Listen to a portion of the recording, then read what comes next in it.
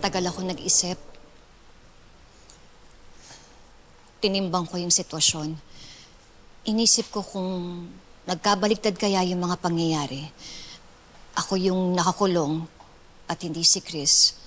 Sigurado ako na ipaglalaban din ako ng mga anak ko.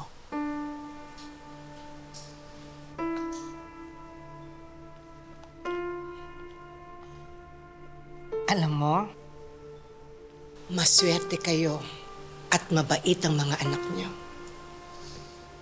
At dahil nga po doon, hanggang nakakulong si Chris, patuloy na magkakawatak-watak itong pamilyang to.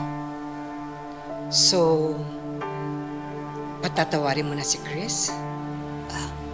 Madam, sa ngayon po, hindi ko pa po kayang ibigay yun sa kanya. Anong gagawin mo?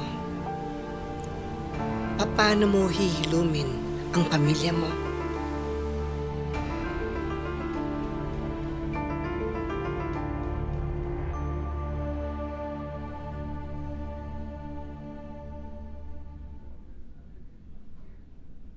Sel? Kamusta ang pakiramdam mo? Okay naman. Mababaw lang naman yung saksak sa akin, kaya okay lang ako.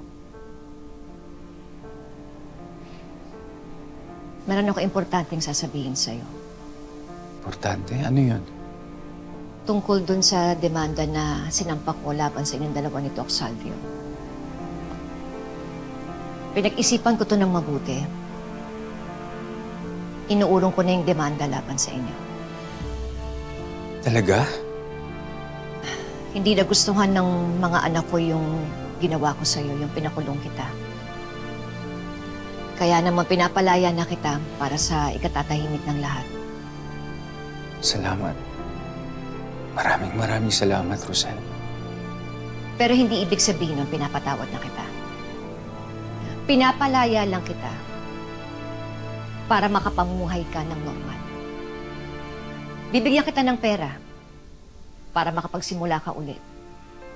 Mangyayari lang ang lahat ng yon sa isang kondisyon.